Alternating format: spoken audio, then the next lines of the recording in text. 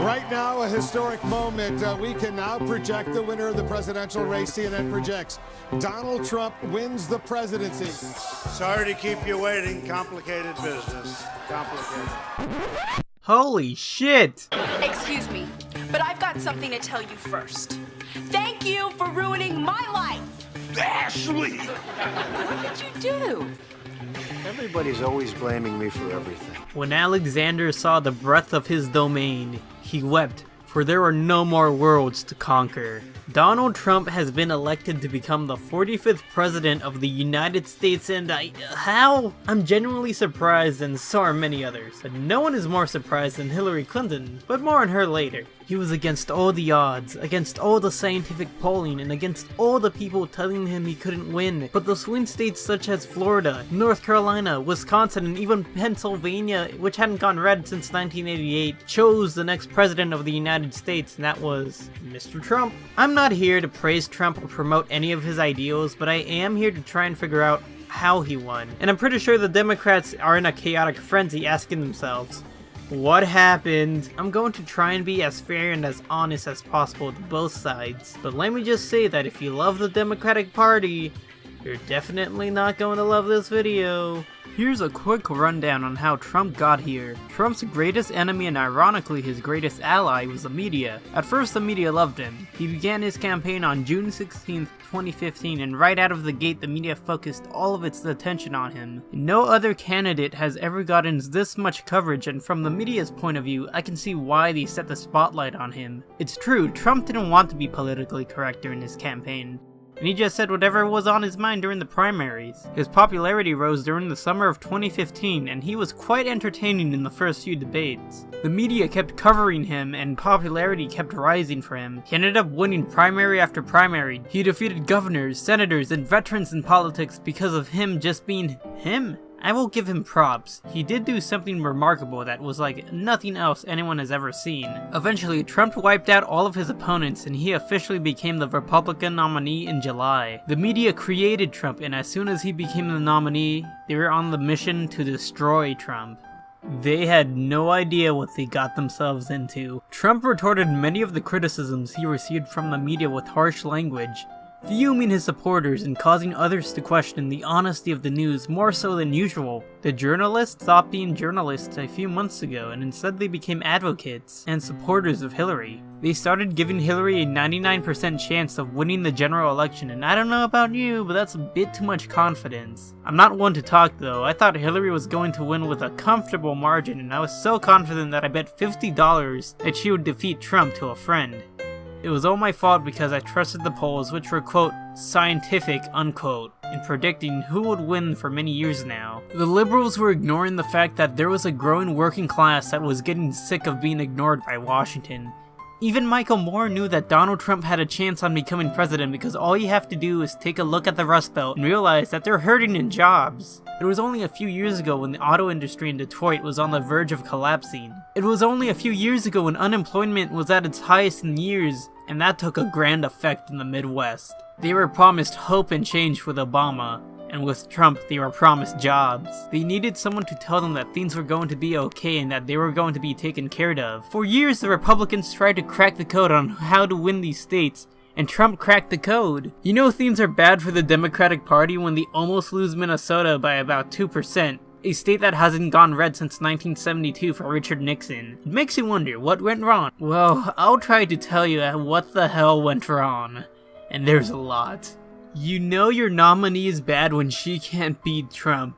If it were any other nominee such as a senator or a governor maybe, Trump would have lost, but you chose the worst person for the job.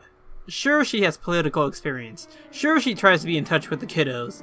Sure, she's a woman and the Democrats would expect a woman to vote for her. And her biggest selling point was that she was a Democrat. She thought she could easily win the Midwestern states. With limited campaigning over there, I mean, she never visited Wisconsin once after she became the nominee. The voter turnout was low for the Democrats this election year, and that's because no one wanted to go out and vote for a liar who can't be trusted with a fucking email server, and who was boring and stale. Hillary didn't lose because of racism or sexism. All of that is bullshit. Hillary lost because she didn't offer anything new to the table. Her narcissistic tagline was, "I'm with her." The truth is that no one cares if you're a woman. They care about your ideas and what change you'll bring.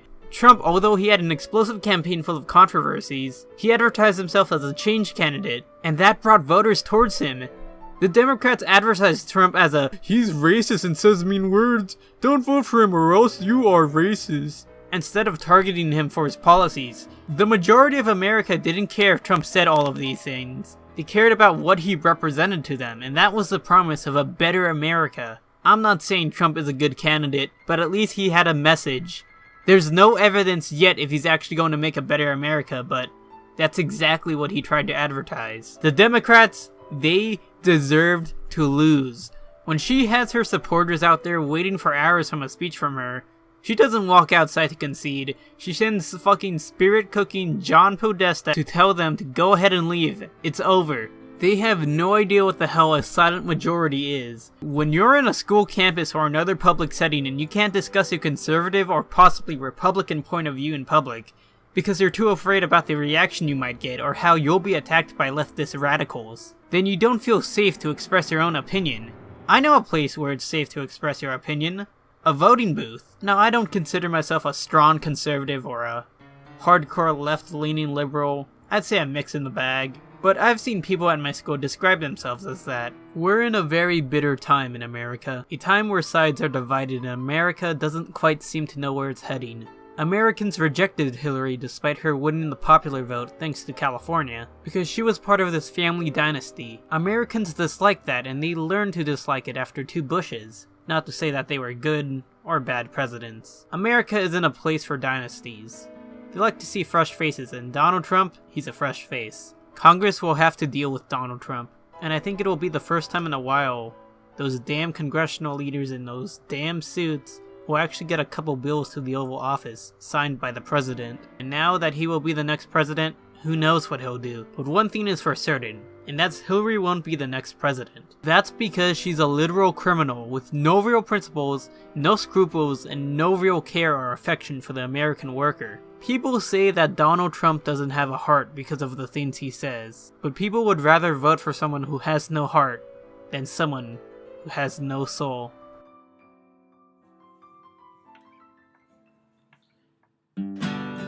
You've called women you don't like fat pigs, dogs, and disgusting animals. Your Twitter account... Only Rosie O'Donnell. I don't know who created Pokemon Go, but I'm trying to figure out how we get them to have Pokemon go to the polls. Give me your tired, give me your tired, give me your poor. When our government acts like this, I wonder what World War II was for. And the rest of the country hates us more and more. Lady Liberty is not a whore. Give me your tired, give me your tired, give me your poor. When our government acts like this, I don't want to live here anymore. Sure, I could be a pussy and move to Portland or New York, or I could stay and change the place where I was born. Please clap. You know, you started off over here, Jeff. You're moving over further and further. Pretty soon you're going to be off the end. Because Pepe, it is one of the things that the racist right has adopted as a symbol online. And what is Aleppo? You're kidding. No. Give me your poor, give me your poor, give me your tired. These bigots in the legislature all need to get fired for targeting 1/3 of the state they're supposed to serve, and that's the kind of power nobody deserves. Yeah, that's the kind of power nobody deserves. Give me your tired, give me your tired, give me your poor.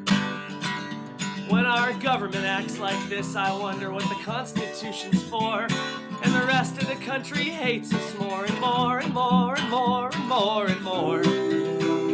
Lady Liberty is not a whore.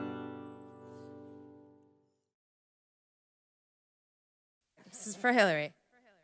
America has just gone through one of the most stressful and ugliest elections in years. A controversy surrounding the election is that Trump didn't win the popular vote. 4 years ago, he ironically stated that the Electoral College was a disaster, but in reality, I think it gives states an equal opportunity of representation. The system was originally there to have the president chosen by the elites, but now it's there to stop urban centers from controlling the country, such as Los Angeles. Years from now, historians will be talking about this monumental election and all its twists and turns, but I and so many others are just glad we made it through the damn thing. Can you hear my voice this time? This is our fight song.